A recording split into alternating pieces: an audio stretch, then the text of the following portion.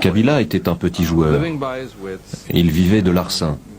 Il se faisait de l'argent en exploitant illégalement des mines d'or.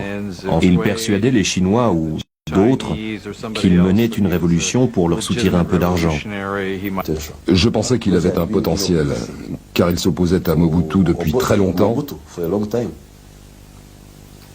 Et en plus, il était du Katanga, de l'est du Zaïre. Il parlait Swahili. Kabila parlait très bien notre langue, mais on savait aussi que c'était un piètre organisateur. Il n'avait jamais réussi à s'organiser contre Mobutu. J'ai accepté de le présenter à Kagame.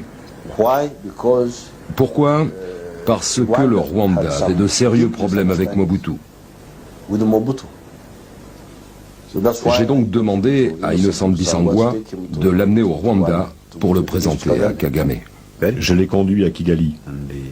Je savais où aller. Je connaissais le bureau du vice-président et les gens qui travaillaient avec lui. J'ai vu Kagame et je lui ai parlé de Kabila. Il ne le connaissait pas du tout. Je ne me souviens de rien qui m'ait frappé à son propos.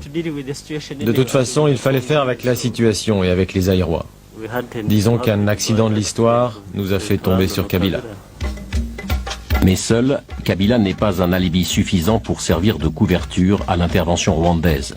Parallèlement, 3 autres opposants à Mobutu sont contactés, dont Deogracias Bugera, un Tutsi zaïrois du Nord Kivu, créateur dans les années 1990 de l'Alliance démocratique populaire. Autour de Kabila, ces hommes vont former l'AFDL, l'Alliance démocratique pour la libération du Congo, une organisation d'opposants à Mobutu, mais dirigée en sous-main par les Rwandais.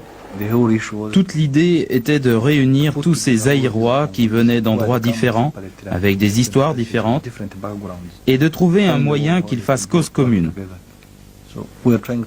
On voulait essayer de les impliquer ensemble dans une sorte de mouvement politique organisé, capable d'articuler un programme et même de justifier la guerre qui commençait au Zaïre. Je les ai présentés un par un. Et j'ai introduit l'ordre du jour, c'est-à-dire la guerre contre Mobutu.